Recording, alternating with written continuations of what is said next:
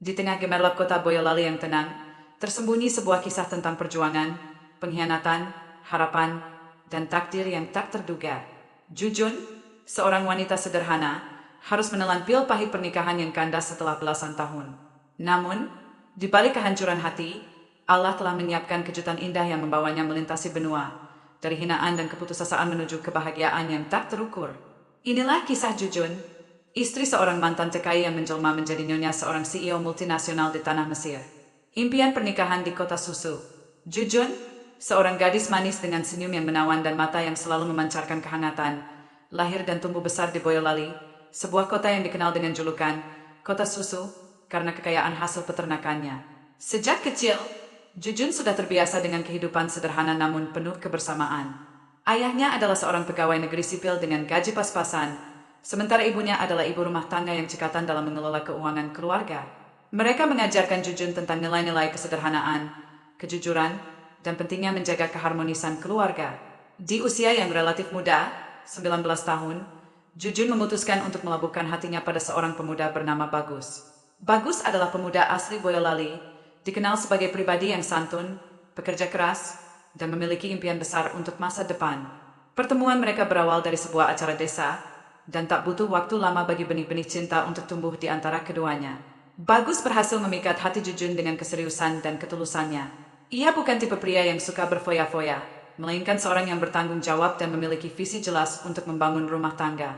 Pernikahan mereka dilangsungkan dengan sederhana namun hikmat di sebuah masjid kecil di Boyolali.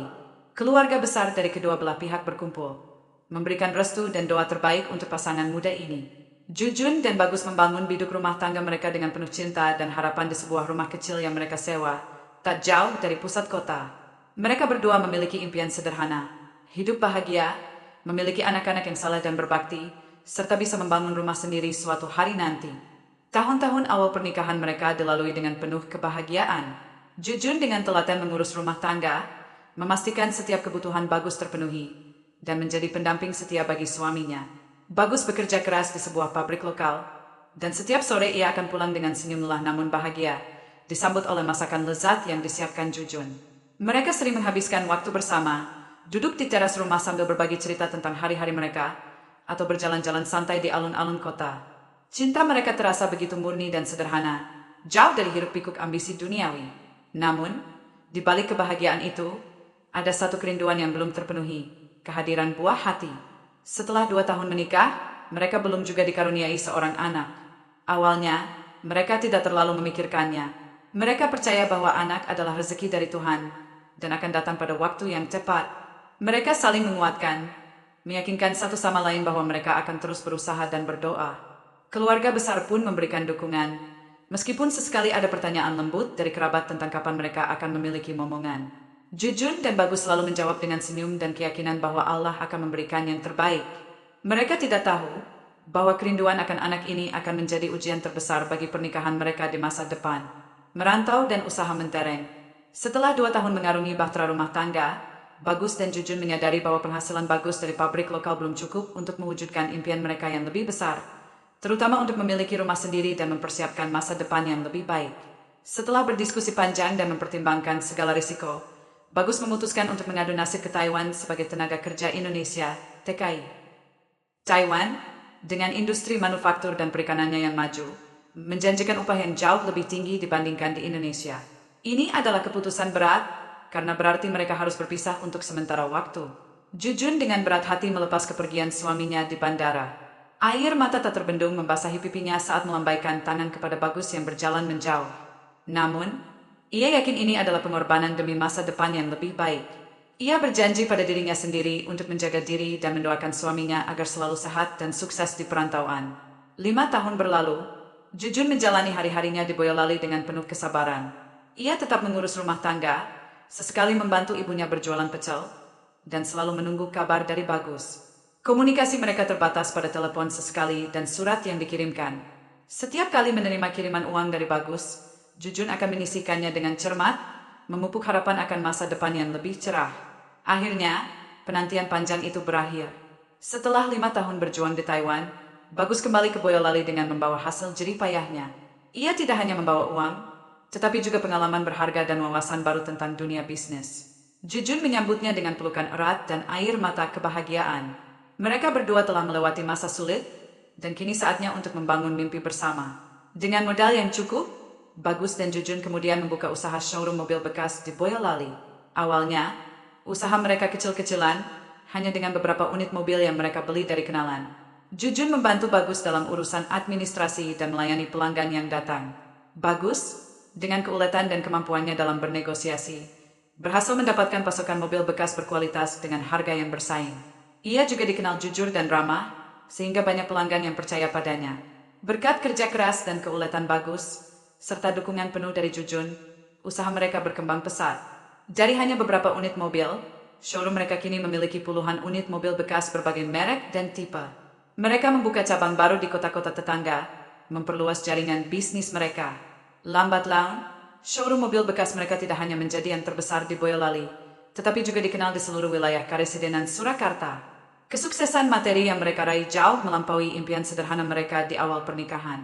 Mereka kini tinggal di rumah besar yang nyaman, memiliki kendaraan mewah, dan hidup berkecukupan. Namun, di balik semua kesuksesan ini, ada satu beban yang masih menghantui mereka, sebuah kekosongan yang tak bisa diisi oleh harta benda. Beban tanpa buah hati. Di balik kesuksesan materi yang mereka raih, yang seharusnya membawa kebahagiaan dan ketenangan, ada beban berat yang menghantui rumah tangga Jujun dan Bagus. Ketiadaan buah hati. Setelah 15 tahun mengarungi bahtera pernikahan, mereka belum juga dikaruniai seorang anak. Angka 15 tahun itu terasa seperti vonis yang semakin menekan, sebuah penanda waktu yang terus berjalan tanpa hasil yang diharapkan. Kerinduan akan tangisan bayi, tawa anak-anak yang berlarian di rumah, dan kehangatan sebuah keluarga kecil yang lengkap, semakin hari semakin terasa menyakitkan bagi Jujun. Hal ini menjadi sumber perdebatan dan pertengkaran yang semakin sering terjadi di antara mereka. Awalnya, pertengkaran itu hanya berupa bisikan-bisikan lirih di malam hari, yang kemudian berubah menjadi nada-nada tinggi, dan akhirnya meledak menjadi teriakan yang menyakitkan. Setiap kali ada acara keluarga, pertanyaan tentang kapan punya anak, atau sudah periksa ke dokter mana lagi, menjadi duri yang menusuk hati Jujun. Bagus, sebagai seorang suami, juga merasakan tekanan yang sama, namun ia seringkali melampiaskannya dengan emosi yang tak terkontrol. Tekanan terbesar datang dari keluarga suami, terutama sang mertua. Ibu mertua Jujun, seorang wanita tua yang sangat mendambakan cucu, tidak henti-hentinya mendesak Bagus untuk menikah lagi demi mendapatkan keturunan. Bagus, kamu itu sudah sukses, punya harta. Tapi kalau tidak ada penerus, untuk apa semua ini? Atau, Jujun itu mandul, Bagus. Kamu harus cari istri lain yang bisa memberimu anak, adalah kalimat-kalimat pedih yang seringkali didengar Jujun, baik secara langsung maupun melalui bisik-bisik yang sampai ke telinganya. Hinaan dan gunjingan dari ipar-ipar serta kerabat suami karena ia dianggap mandul semakin menusuk jiwanya. Jujun merasa dirinya adalah aib bagi keluarga Bagus, sebuah kegagalan yang tak termaafkan. Suasana di rumah menjadi dingin dan tegang. Tawa yang dulu sering terdengar kini jarang sekali muncul. Bagus yang dulunya penyayang, kini seringkali pulang larut malam, menghindari pertengkaran yang tak berujung. Jujun merasa kesepian dan tidak berharga. Ia sudah mencoba berbagai pengobatan, baik medis maupun tradisional, namun hasilnya nihil. Setiap kegagalan dalam program kehamilan terasa seperti pukulan telak yang semakin meremukkan jiwanya. Ia merasa terjebak dalam lingkaran setan yang tak berujung. Meskipun Bagus masih mencintai Jujun, tekanan dari keluarga dan keinginan kuat untuk memiliki keturunan akhirnya mengalahkan segalanya. Bagus mulai menunjukkan tanda-tanda ingin menyerah. Ia seringkali menghela napas panjang, menatap Jujun dengan tatapan yang sulit diartikan, dan terkadang mengucapkan kalimat-kalimat yang semakin menyakiti hati Jujun, seperti, mungkin memang kita tidak ditakdirkan punya anak, Jun. Atau yang lebih menyakitkan, ibu benar, mungkin aku harus menikah lagi. Jujun mencoba bertahan, mencoba memahami posisi suaminya, namun ia juga memiliki batas kesabaran. Hatinya lelah dengan gunjingan, lelah dengan pertengkaran, dan lelah dengan harapan yang terus-menerus pupus. Ia merasa dirinya tidak lagi diinginkan, tidak lagi dihargai sebagai seorang istri, melainkan hanya sebagai wadah yang gagal untuk memiliki keturunan. Beban ini terasa lebih berat daripada kemiskinan yang pernah ia alami di masa kecil. Kekayaan yang mereka miliki kini terasa hambar, bahkan menjadi ironi yang menyakitkan. Pahitnya perpisahan dan hancurnya hati. Puncak dari segala tekanan dan pertengkaran yang tak berkesudahan akhirnya tiba. Setelah 16 tahun mengarungi bahtera rumah tangga yang kini terasa seperti kapal karam, Jujun dan Bagus akhirnya memutuskan untuk berpisah. Keputusan itu diucapkan dalam sebuah suasana yang dingin dan penuh kesedihan, Jauh dari kehangatan cinta yang pernah mereka rasakan di awal pernikahan. Kata, cerai, terasa begitu berat, menghantam jiwa Jujun seperti palu godam. Ikatan cinta yang pernah mereka rajut dengan begitu indah, kini harus kandas di tengah jalan, terputus oleh takdir yang terasa begitu kejam. Hati Jujun hancur berkeping-keping. Ia merasa dunianya runtuh. 16 tahun bukanlah waktu yang singkat. Selama itu, ia telah mencurahkan seluruh hidupnya untuk Bagus, untuk rumah tangga mereka, dan untuk impian memiliki anak yang tak kunjung terwujud. Setiap kenangan manis di awal pernikahan, setiap perjuangan yang mereka lalui bersama, kini terasa seperti pisau yang mengiris hatinya. Ia tidak bisa membayangkan hidup tanpa Bagus, pria yang telah menjadi separuh jiwanya selama ini. Yang semakin memperparah kehancuran jiwa Jujun adalah kenyataan bahwa Bagus ingin menikah lagi. Keinginan Bagus untuk mencari istri lain, semata-mata demi mendapatkan keturunan, membuat Jujun merasa semakin terpuruk dan tak berharga. Ia merasa dirinya adalah wanita yang gagal, seorang istri yang tidak sempurna karena tidak bisa memberikan Bagus seorang anak. Rasa sakit itu bercampur dengan rasa malu yang teramat sangat. Ia merasa seperti barang rusak yang dibuang, digantikan oleh yang baru, yang lebih sempurna. Di tengah keterpurukan itu, hinaan dan gunjingan dari keluarga suami semakin menusuk jiwanya. Sejak awal, ia sudah merasakan tekanan dari sang mertua dan ipar-ipar. Kini, setelah perceraian, gunjingan itu semakin menjadi-jadi. Sudah tahu tidak bisa punya anak? Kenapa tidak mau Bagus menikah lagi? Atau, memang dasar mandul, pantas saja diceraikan, adalah kalimat-kalimat kejam yang sering ia dengar, baik secara langsung maupun melalui bisik-bisik yang sampai ke telinganya. Ia dianggap sebagai aib, sebagai wanita yang tidak berguna karena tidak bisa melanjutkan keturunan keluarga Bagus. Setiap kata-kata itu bagaikan racun yang perlahan membunuh semangat hidupnya. Ia merasa jiwanya kosong, mentalnya hancur, dan harga dirinya terinjak-injak. Malam-malam Jujun di Boyolali kini dipenuhi dengan tangis dan kesendirian. Rumah yang dulu hangat kini terasa dingin dan hampa. Setiap sudut rumah mengingatkannya pada Bagus, pada impian yang telah pupus, dan pada semua hinaan yang ia terima. Ia merasa tidak ada lagi tempat baginya di Boyolali.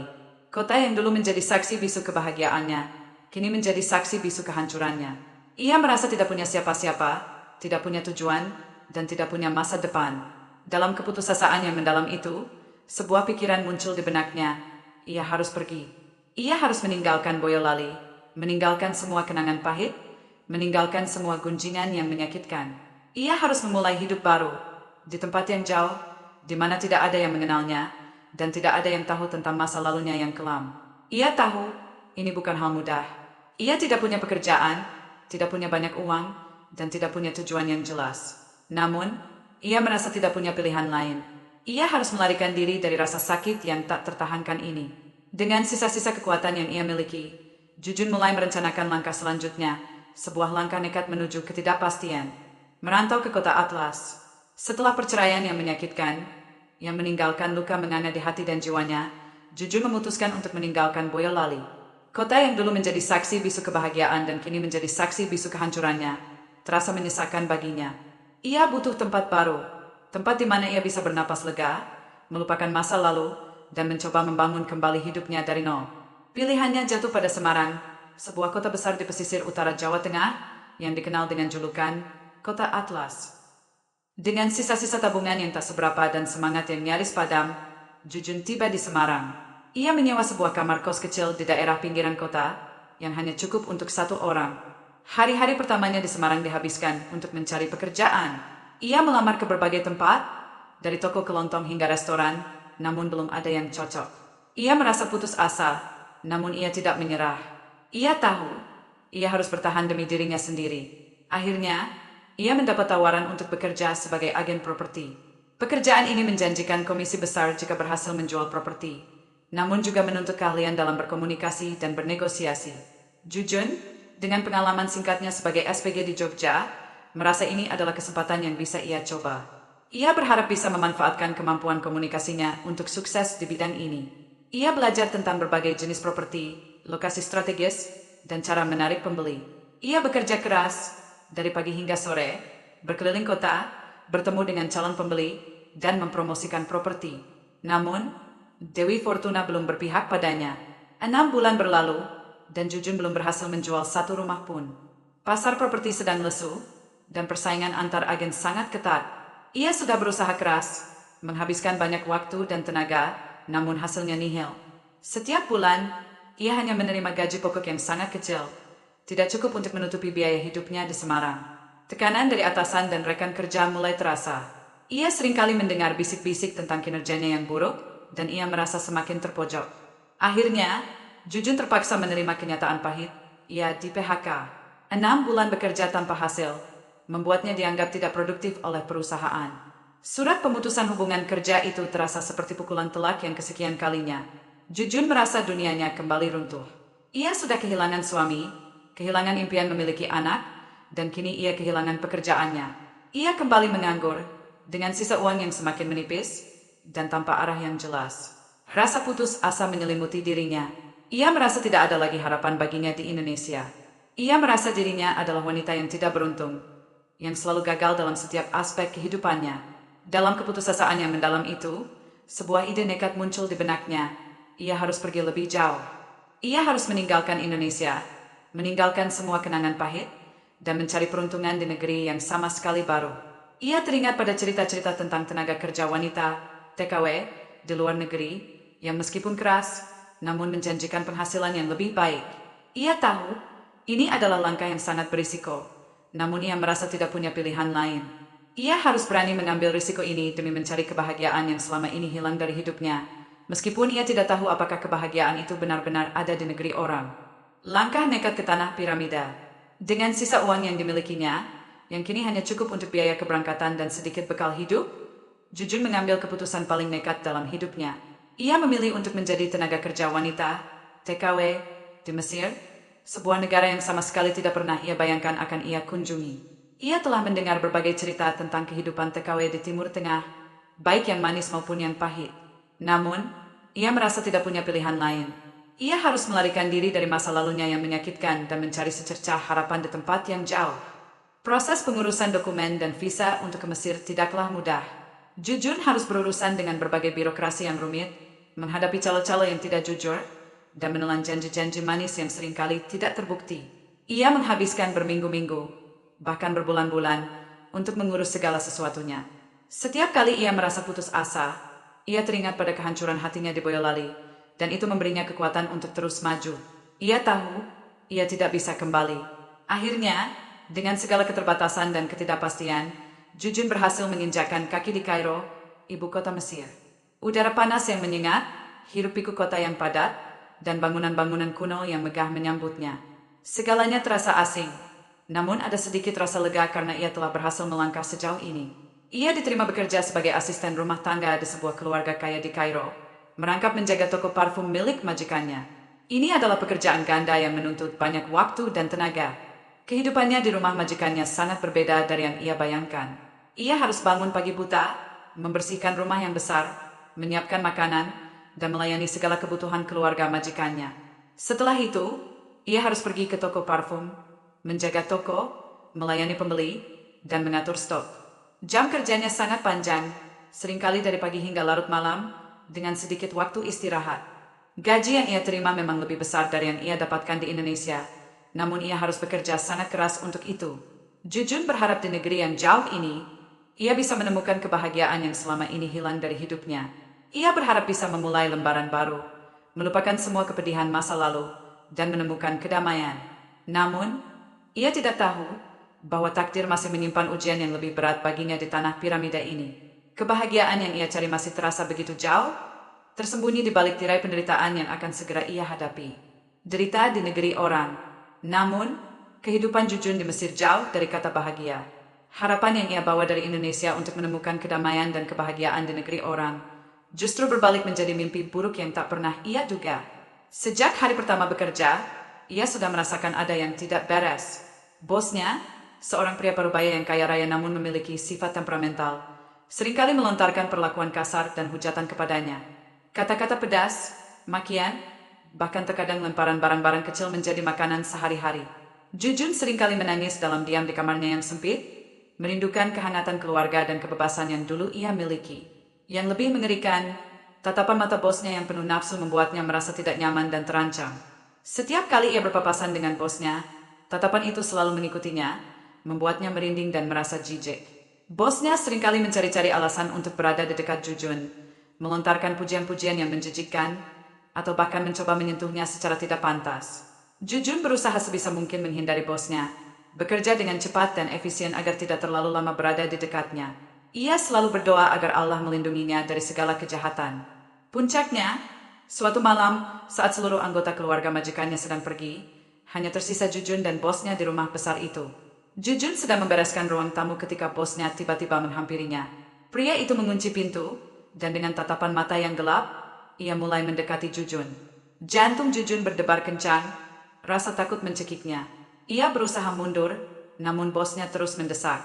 Dengan suara yang mengancam, bosnya memaksa Jujun untuk melayani nafsu bejatnya. Dunia Jujun terasa runtuh. Ia merasa terjebak, sendirian di negeri asing, tanpa ada yang bisa menolongnya. Air mata mengalir deras di pipinya, namun ia tidak menyerah.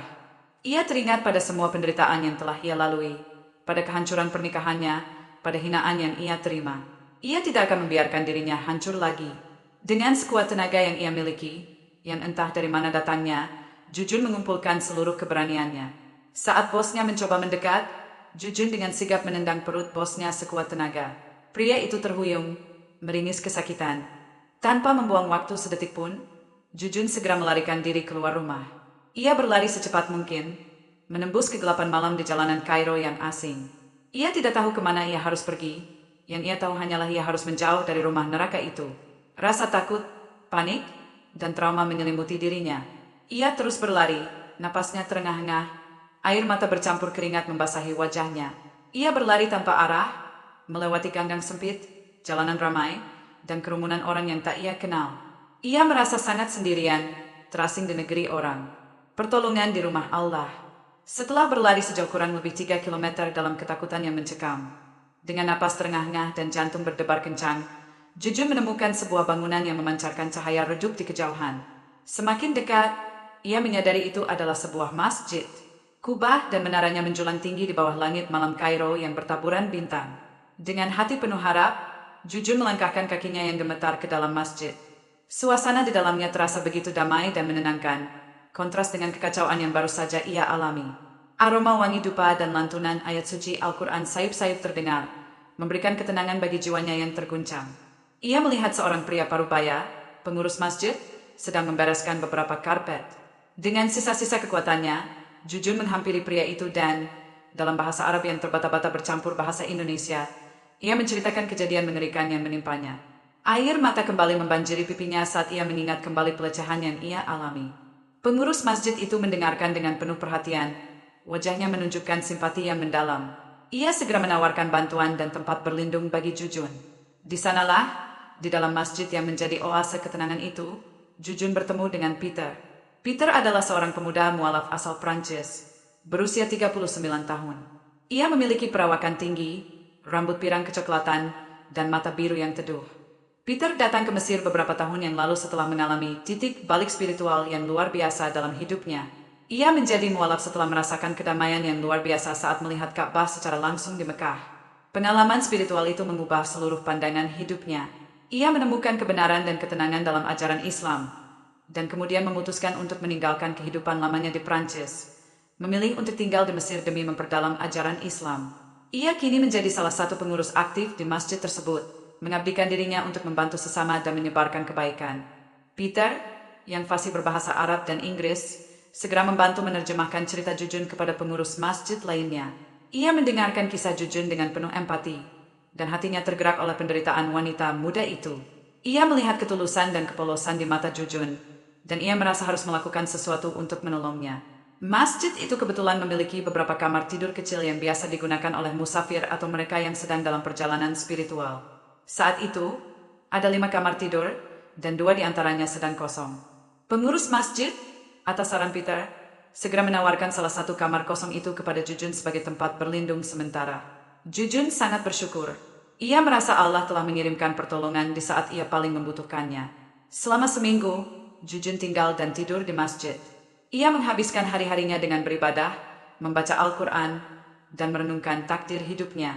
Ia merasa aman dan tenang di bawah lindungan rumah Allah. Peter dan pengurus masjid lainnya selalu memastikan Jujun mendapatkan makanan yang cukup dan merasa nyaman. Mereka tidak pernah menanyakan terlalu banyak detail tentang masa lalunya, hanya memberikan dukungan dan perhatian yang tulus. Jujun mulai merasakan kembali kedamaian yang telah lama hilang dari hidupnya.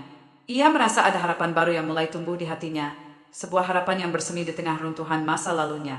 Ia tidak tahu bahwa di balik semua kebaikan ini, takdir telah menyiapkan kejutan yang jauh lebih besar baginya, sebuah cinta yang tak terduga di tanah para nabi. Cinta tak terduga dan lamaran tulus. Selama seminggu Jujun tinggal dan tidur di masjid, di salah satu kamar tidur kosong yang tersedia. Dalam waktu yang singkat itu, Peter diam-diam mulai menaruh hati pada Jujun. Ia melihat ketulusan, kesabaran, dan ketegaran di balik kerapuhan wanita itu. Ia terkesan dengan iman Jujun yang kuat, meskipun telah melewati begitu banyak cobaan. Peter, yang telah menemukan kedamaian dalam Islam, merasa ada koneksi spiritual yang dalam dengan Jujun. Ia merasa bahwa Jujun adalah wanita yang selama ini ia cari, seorang pendamping yang bisa berbagi iman dan tujuan hidup. Setelah seminggu, Peter mengantar Jujun kembali ke rumah bosnya untuk mengambil pakaian dan barang-barang pribadinya. Ia memastikan Jujun aman dan tidak ada masalah. Saat itu, ia semakin yakin dengan perasaannya. Tak lama setelah itu, Peter memberanikan diri melamar Jujun. Ia datang dengan cara yang sederhana namun penuh ketulusan, menyampaikan niatnya untuk menikahi Jujun. Jujun terkejut. Lamaran itu datang begitu tiba-tiba dari seorang pria yang baru ia kenal seminggu. Ia tidak pernah membayangkan akan menikah lagi, apalagi dengan seorang pria mualaf dari Prancis yang kini tinggal di Mesir. Hatinya berdebar kencang, namun ia juga merasakan ada ketenangan dalam diri Peter. Ia meminta waktu 3 hari untuk mempertimbangkan lamaran tersebut. Peter dengan sabar menyetujuinya, memahami bahwa ini adalah keputusan besar bagi Jujun setelah semua yang ia alami. Dalam 3 hari itu, Jujun memohon petunjuk dari Allah Subhanahu wa Ta'ala melalui salat istikharah dan zikir.